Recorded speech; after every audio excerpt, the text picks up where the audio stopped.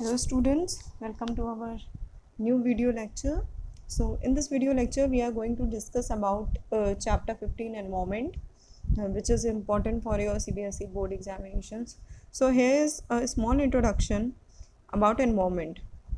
You people know about that environment के बारे में. Environment is the whole surroundings whatever comprises of with the biotic and abiotic factor, और उसकी उस biotic and abiotic factors का पहली चीज़ प्रोटेक्शन, प्रिजर्वेशन, कंजर्वेशन और मेंटेनेंस बहुत इंपॉर्टेंट है.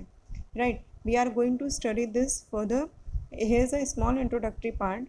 Environmental protection generally refers to the preservation of trees, greenery, but in a broader sense it includes protection of trees, plants, animals, birds and the entire planet. In fact, there is a unique relationship between environment and life.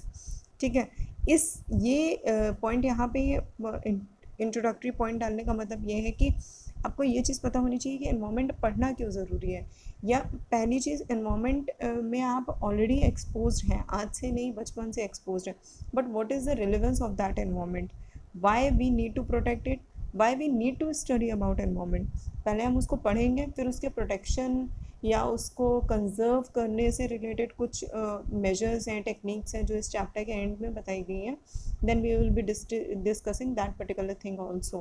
Right, so environmental protection is a critical to the survival and the future of the mankind, because environment plays very important role in your survival, in your health, and in maintaining the food chain and the food web, which is the basic of life, and which is the basic of biological life, that can be flora or that can be fauna.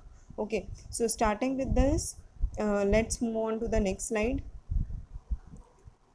अभी हमने point discuss किया था protection से related sir. Okay, how you are why environment protection is necessary. So starting this chapter our environment, before starting this we should know that what are the characteristics or what are the things which are affecting environment adversely, right? So there are various things which are adding to the environment or which are adding as a waste also to the environment. Human activities produce a lot of waste materials which are thrown away into the environment. Okay, you people know that plastics and paper waste, garbage, biodegradable waste, these are generally created or these are generally formed during our daily use या daily house hold activities में ये इस type के waste generally create होते हैं. ठीक है, तो वो इन्वामेंट में ऐड ऑन ही करते हैं, आप इन्वामेंट से बाहर तो उसे ले नहीं जा सकते. Right, these waste cause pollution of air, water and soil. Okay, so अगर वो एयर में मिक्स हो रहा है, कोई गैसेस पॉल्यूटिंग एजेंट है, तो वो एयर में पोल्यूशन कॉज करेगा. वाटर में अगर आप कुछ भी मिक्स कर देते हैं या कोई भी टॉक्सिक सब्सटेंस या जितना भी वाटर से आपका वाटर सोल्यूबल वेस्ट होता है वो वाटर में ही जाके मिक्स होता है. देन सॉइल में आपका वाटर वेस्ट भी जाता है, प्लस एज वेल एज जितना भी बायोडिग्रेडेबल वेस्ट है या प्लास्टिक है वो भी सॉइल में जाके मिक्स होता है. टाइम लेता है, प्लास्टिक तो सड़ता भी नहीं है, बट जो भी बायोडिग्रेडेबल मटेरियल है वो टाइम लेते हैं, जैसे क्लॉथ्स हैं या पेपर है. Paper will also take time but it will take lesser time to degrade it. Okay, so moving on to the next, the waste materials produced are of mainly two types. This you people know, but then also I am discussing here. They are biodegradable waste and non-biodegradable waste. You all know word B means biological, right? जो भी चीज़ है जो biological origin से हैं वो biodegradable होगी, वो degraded हो सकती हैं due to by the help of microorganisms. These biodegradable waste are decomposed into harmless substances by the microorganisms such as bacteria, fungi, and many other microorganisms which help in the degradation of these particular biodegradable waste, such as vegetables, fruits, you all know, pulses, cereals, etc. That can be flora component also, that can be fauna component also. वो उनका waste भी हो सकता है, वो खुद की body भी हो सकती है. अगर वो बायोलॉजिकल ओरिजिन से है तो वो डिग्रेडेट करेगा ही करेगा. Non biodegradable waste are the waste which are not decomposed by microorganisms. They are they can't, microorganisms cannot act upon them. Okay, so polybags, plastics, synthetic fibers are the man-made fibers. Okay, जितने भी आप produce करते हैं, जैसे nylon है, ये synthetic fibre है, cotton है, वो आपका बायोडिग्रेडेबल वेस्ट में आएगा. ठीक है, तो synthetic fibres, glass materials, metals, synthetic rubber. एक नेचुरल रबर है जो आपके रबर प्लांट से मिलती है, वो डिग्रेडेबल है. बट जो सिंथेटिक रबर है जो केमिकल्स की मदद से बनाई जा रही है और उसको इस टाइप का उसका कंपोजिशन तैयार कर दिया जाता है कि वो easily micro organisms can not act upon them, उसका फॉर्म चेंज किया जा सकता है. Then insecticides, pesticides, you all know these all includes chemicals and that's why they are not easily microorganisms cannot act upon them first of all, so they cannot be biodegradable, right? They can be used up by the plants. Insecticides and pesticides, if they are remaining, they can be used up by the plants, or they are in generally, if vegetables and fruits are not washed properly, they can be taken up by human beings also. Okay, so moving on to the next slide. This includes the topic which from 15.1 on page number 256 of chapter 15, our environment, class 10th NCERT, right? So यहाँ से आपका वहाँ पे ecosystem start हो रहा है. Already मैं class में डिस्कस कर चुकी हूँ what is ecosystem and what are its component. So basically ecosystem is an ecosystem consists of all the living organisms in an area. वो एक पर्टिकुलर एरिया को डिनोट करेंगे with non living components, right? तो ecosystem, system की बात कर रहे हैं, सिस्टम में तो सब कुछ इंक्लूड हो जाएगा. जैसे हमारी पूरी बॉडी का सिस्टम है, तो उसमें हम बोन्स को भी इंक्लूड करते हैं, हेयर को भी इंक्लूड कर लेते हैं, पूरा बॉडी इंक्लूड हो जाती है उसमें, राइट? लेकिन फिर हम अगर स्पेसिफिक चीज़ों की बात करते हैं, फिर उसमें कंपोनेंट्स होते हैं, फर्दर डिविजन्स होते हैं. ओके, तो यहाँ पे भी है नॉन लिविंग कंपोनेंट्स और लिविंग कंपोनेंट्स आपस में एक म्यूचुअल इंटरेक्शन के साथ, या उनकी भी नीड रहे वहाँ पे. ठीक है, अब उसके साथ जो एक पूरा सिस्टम क्रिएट होता है जिसमें लिविंग थिंग्स और non living things, non living components भी बराबर का रोल प्ले कर रहे हों, ऐसे सिस्टम को हम कहते हैं ecosystem, right? This is known as ecosystem because this is providing help to environment and एक इकोलॉजिकल बैलेंस क्रिएट करने में ये हेल्प करता है. इसमें बेसिकली दो टाइप के कंपोनेंट हैं, अभी हो गया ये चीज़ discuss. Then first is natural ecosystem which includes forest, desert, grasslands, mountains, ponds, like river, oceans etcetera. ये नेचुरली क्रिएटेड है, इसमें ह्यूमन का इंटरफेरेंस नहीं है. इंटरफेयर कर सकता है बट क्रिएट किया हुआ नहीं है, ह्यूमन्स ने इसको क्रिएट नहीं किया, ये नेचर में अपने आप आए हैं. और इनकी एक अपनी साइकिल है, राइट? जैसे रिवर्स हैं तो रिवर का अपना एक प्रेसिपिटेशन, कंडेंसेशन, इवेपोरेशन से रिवर, ओशन, लेक्स की साइकिल चलती है. फॉरेस्ट में सीड्स फिर गिरेंगे, फिर वो उसमें से न्यू प्लांट्स होंगे, प्लांट से ट्रीज बनेंगे, तो वो एक अपना पूरा सिस्टम चलता है बायोलॉजिकल. प्लस वहाँ पे कई सारे एनिमल्स रह रहे हैं, प्लांट स्पीशीज़ हैं, फ्लोरा स्पीशीज़ हैं, फौना स्पीशीज़ हैं जो उसको इन्हांस करती है, तो वो नेचुरली इकोसिस्टम बना हुआ है.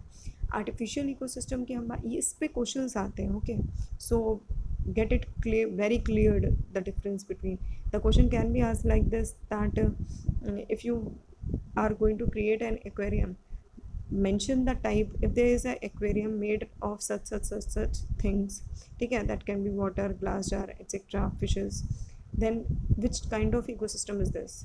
So it is completely a artificial ecosystem. Okay, so artificial ecosystem consists of gardens, parks, crop fields, that can be paddy fields also, aquarium, zoo, etc. These all comprises of artificial, these all come under the category of artificial ecosystem. The reason behind these all things are made by human being. Okay, right? So moving on to the next point, that is components of ecosystem. So what are basic components of ecosystem? There is biotic factors and abiotic factors. Okay, so there are two components of an ecosystem. first is biotic component, second is abiotic component. So biotic component same like that biodegradable and non biodegradable की बात करी थी, उसी तरह ecosystem के दो components होते हैं. बायोटिक मीन्स लिविंग कंपोनेंट का जो एक आपका डिवीजन आएगा जिसमें सारे के सारे लिविंग कंपोनेंट्स या लिविंग थिंग्स होते हैं, वो बायोटिक कंपोनेंट्स होते हैं, बायोटिक फैक्टर्स होते हैं. Second is abiotic factor. Abiotic factor में जितने भी नॉन लिविंग कंपोनेंट्स होते हैं जैसे कि air, water, soil, minerals, sunlight, temperature, wind, they are important for creating an ecosystem. Abiotic components are very much important for creating an ecosystem, but biotic component play major role in any ecosystem. That can be any kind of ecosystem. Okay, so biotic components are the living components like plants, animals, microorganisms. They consist of producers, consumers, and decomposers. Okay, these are the three categories I have already discussed in the live class. Okay, but again I am repeating here. Producers are green plants which produce food by the help of photosynthesis, that is carbon dioxide plus CO2 plus O2 gives C6H12O6 and oxygen. ठीक है, तो ये process होता है photosynthesis का. जितने भी green plants होते हैं उनमें ग्रीन कलर का पिगमेंट प्रेजेंट होता है, क्लोरोफिल ए बी सी. ठीक है, तो क्लोरोफिल ए प्रेजेंट होता है जिसकी वजह से वो ग्रीन कलर का अपीयरेंस देते हैं. जो भी प्लांट्स होते हैं जनरली ग्रीन प्लांट्स में फोटोसिंथेसिस होता ही होता है. ठीक है, इसलिए हम इन्हें प्रोड्यूसर्स बोलते हैं क्योंकि ये अपना खाना खुद बनाते हैं. Then comes to consumer. Consumer में आपके दो तीन कैटेगरी होती हैं. First is herbivore. Herbivore are herbs पे डिपेंड होते हैं, मतलब कि प्लांट प्रोडक्ट पे डिपेंड होते हैं, and they are totally and directly dependent upon plant products for their food, right? Second is carnivore, which get their food directly from the plants, and omnivore, which get food directly or indirectly from the plants. omnivores आपके directly इसलिए कि अगर वो कोई भी plant product जैसे कि आपका पिकक है तो पिकक इज़ फीडिंग अपॉन ग्रेन्स, तो वो डायरेक्टली प्लांट प्रोडक्ट का है. अदरवाइज़ अगर वो किसी माइस को या किसी और ऑर्गेनिज्म पे अटैक करके उस पर फीड अपॉन करा तो वो फ्लैश ईटिंग हो गया. लेकिन वो जो आपका ऑर्गेनिज्म था, that particular organism is one way और another way is dependent upon plant products, right? तो इसलिए ओमनीवोरस की डेफिनेशन यहाँ पे प्लांट्स के रिगार्डिंग बता दी गई है. कार्निवोर्स की डेफिनेशन भी यहाँ पे प्लांट के रिगार्डिंग बता दी गई है, लेकिन डेफिनेशन वही है almost. Decomposers, coming on to the decomposers, these are the micro organisms. You all know जो भी चीज़ें डिग्रेडेड होती हैं सॉइल में या कहीं भी आपका फूड मटेरियल है वो भी अगर डिग्रेडेड हो रहा है तो उसके पीछे माइक्रो ऑर्गेनिजम्स ही रिस्पॉन्सिबल होते हैं. ठीक है, तो micro organisms which decompose dead plants and animals are known as decomposers. They decompose complex organic substances into the simpler organic substances. Break down करने का काम करते हैं. कैटाबॉलिक रिएक्शंस होती हैं यहाँ पे in the soil which are again used up by the plants. जो भी सिंपलर सब्सटेंसेस होते हैं that are again utilized by the plants for their fulfilling their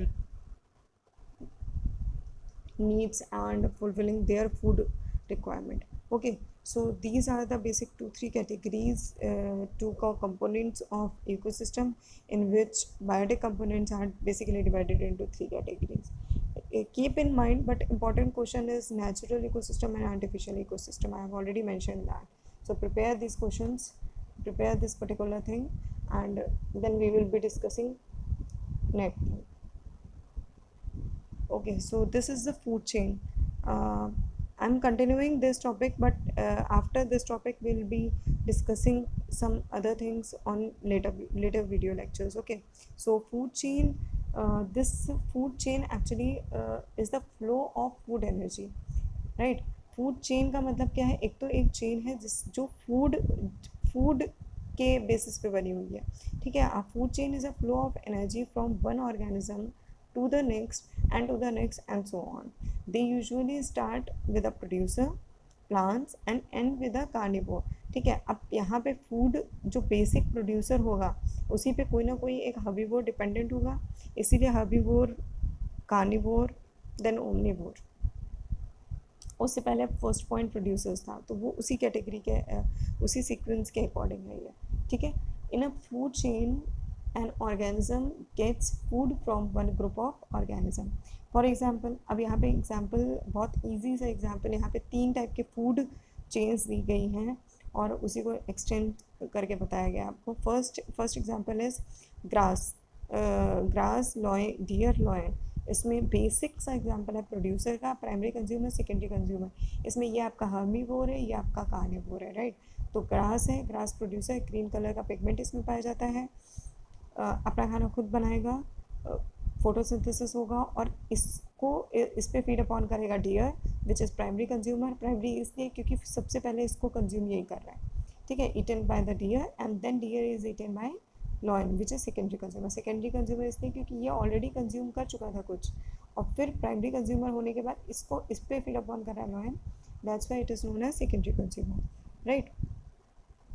moving on to the next, that is grass which is a producer eaten by insects, primary consumers, and then insects are eaten or consumed by frog, secondary consumer, right। Secondary consumer ठीक उसी तरह जैसे lion आया है वैसे, लेकिन insects small होते हैं, फिर उसको फ्रॉग ईट करता है, कंज्यूम करता है। फ्रॉग को स्नेक ईट करेगा, right. Then frogs are eaten by snakes and snakes will be termed as tertiary consumer. आपकी जो चेन है, फूड चेन है, इसमें यही कैटेगरी है और इसको इसी तरह याद करेंगे। एनसीईआरटी में जब आप देखेंगे तो एनसीईआरटी में आपको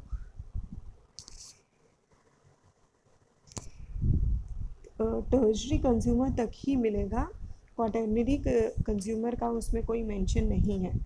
go through the page number 258 of your NCERT. There is food chain mentioned very well.